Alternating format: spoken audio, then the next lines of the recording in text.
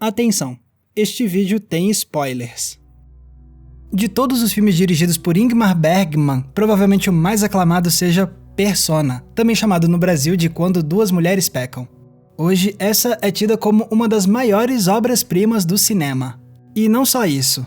Persona também ganhou a fama de ser um dos filmes mais desafiadores já feitos, daqueles que a gente passa anos estudando e analisando. E quando eu penso em Persona, eu penso em como esse parece ser um filme inalcançável. Mas não de um jeito ruim, porque Persona se faz inalcançável de maneira hipnotizante. É isso que faz a obra ser única. Para começo de conversa, esse conceito do inalcançável é a maior força motriz do filme. Aqui conhecemos Alma, uma enfermeira que é encarregada de cuidar de Elizabeth, uma atriz que teve uma crise e que parou de falar completamente. E assim vemos as duas mulheres convivendo numa casa à beira-mar, numa relação que vai levar ambas numa espiral crescente de desorientação psicológica. O primeiro elemento importante da gente analisar é o nome original do filme. Persona era o nome que se dava às máscaras do teatro grego da antiguidade. Era algo que sobrepunha uma identidade em cima da identidade dos atores. E depois, o famoso psicanalista Carl Jung adotou o termo persona em suas teorias, para descrever a imagem que nós projetamos de nós mesmos para os outros. Como queremos ser percebidos pelos demais em determinadas circunstâncias. Existiria então essa diferença entre quem nós somos e quem nós aparentamos ser. E é essa tensão que vemos nas duas personagens principais. Por um lado, temos Alma, que se apresenta como uma mulher caridosa, paciente, cuidadosa, uma boa profissional e uma esposa fiel. Mas quanto mais ela se abre para Elizabeth, mais ela revela que não é bem assim. A esposa fiel, na verdade, já traiu o marido com outros rapazes. E a profissional que deveria cuidar da Elizabeth dá lugar a uma mulher que escolhe machucar a paciente, seja com cacos de vidro propositalmente deixados no chão ou com tapas mesmo. Já do outro lado da moeda temos Elizabeth. Sendo uma atriz, ela passou a vida se adequando a papéis diferentes. Mas teve um papel ao qual ela nunca conseguiu se adaptar: o de mãe na vida real. Descobrimos que ela teve um filho, mas que ela nunca foi capaz de amá-lo. O que temos então são duas mulheres que almejam ser uma coisa, mas no fundo não conseguem ser essa coisa. As personas que elas criaram começam a ruir em frente aos nossos olhos. E através das rachaduras das máscaras, começamos a ver outras faces surgirem. E se isso tudo soa muito pessimista, não foi por falta de aviso. Basta lembrar que no começo do filme, a médica da Elizabeth já tinha dado o alerta.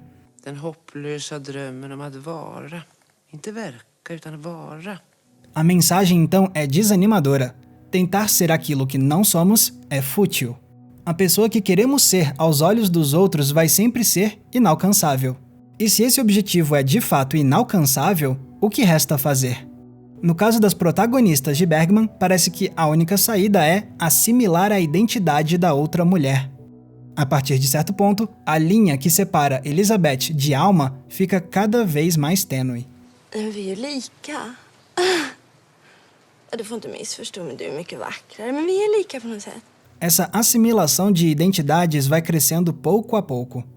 Elas começam a se vestir igual, começam a fazer os mesmos gestos, frases de uma se confundem com frases de outra. Depois fica mais bizarro. Por exemplo, quando o marido cego da Elizabeth vai visitar a casa, a Alma toma o lugar da Elizabeth. Esse processo de fusão entre as duas mulheres só vai crescendo, até culminar no que é o meu momento favorito do filme todo.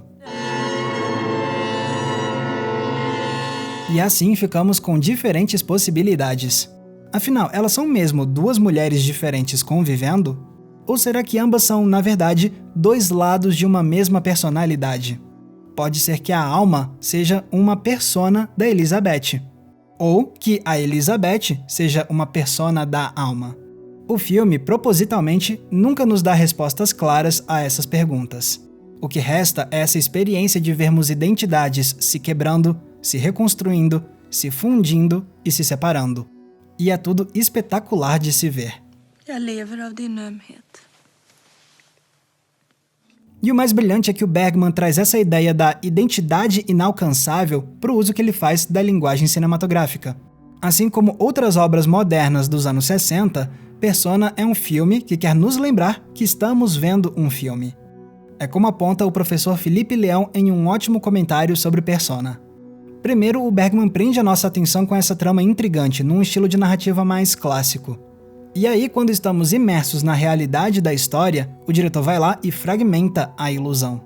Às vezes, ele faz isso quebrando a quarta parede, com as protagonistas olhando diretamente para os espectadores, tanto em momentos singelos, quanto em planos deslumbrantes nos quais o tempo parece ter congelado. Ou então, ele nos mostra uma imagem desfocada só para trazer o foco de volta num estalo. E no meio de uma cena intensa, vemos o filme se degradar em frente aos nossos olhos, como se o rolo do filme entrasse num processo de autodestruição espontânea. Então, as identidades das protagonistas não são a única coisa que desmoronam. O próprio filme em si desmancha a fachada que ele construiu pra gente. O longa deixa de se apresentar como uma realidade para nos mostrar a camada artificial que se esconde por trás dele. E isso tudo nos leva à abertura do filme. Nela vemos um projetor, um rolo de filme, imagens de diferentes obras cinematográficas e, finalmente, um garoto que acorda num necrotério. Ele se levanta, vai em direção a uma tela que alterna entre o rosto da Elizabeth e o rosto da Alma, e então ele estende a mão. E é só depois disso que a gente entra na trama central. Mas quem é esse garoto?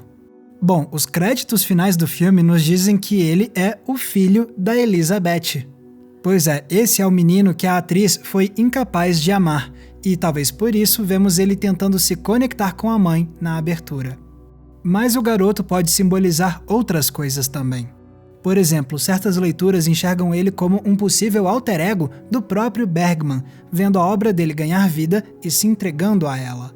Só que quando você termina de ver Persona e volta para essa abertura, você percebe que ela ganha outra dimensão. De certa forma, essa abertura pode representar também a nossa experiência com Persona. Esse garoto pode ser uma representação de nós, os espectadores.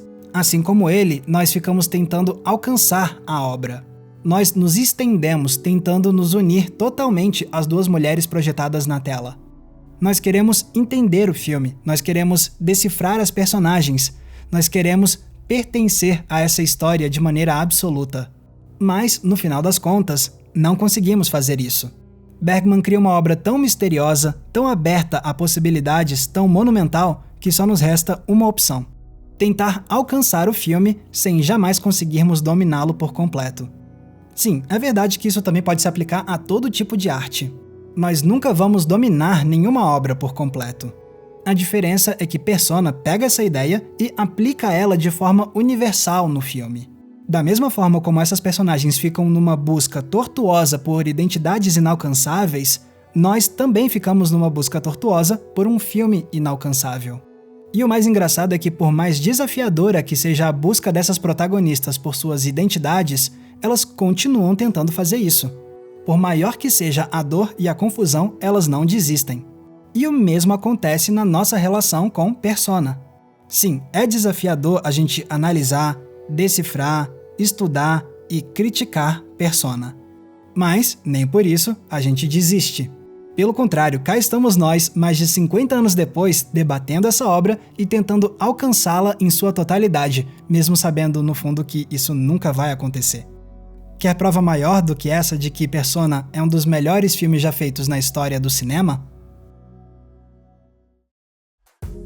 Galera, muito obrigado por terem conferido o episódio de hoje. E pessoal, lembrando, se vocês querem ajudar a gente a manter o Entre Planos vivo, vocês podem se tornando apoiadores no Apoia-se. Como recompensa para os nossos apoiadores, eu produzo vários conteúdos que são exclusivos para eles. Tem recomendação de filme, tem grupo fechado, tem live exclusiva e tem o nosso Cineclube Entre Planos para a gente debater um filme por mês via videoconferência. Você encontra todos os detalhes da campanha no link que está aqui embaixo na descrição. Se vocês quiserem, vocês podem me seguir nas redes sociais e também podem escutar o meu podcast novo, o Cena Aberta, toda terça e toda sexta. E isso é tudo por hoje. Mais uma vez, muito obrigado pela audiência, um abraço e até a próxima sessão.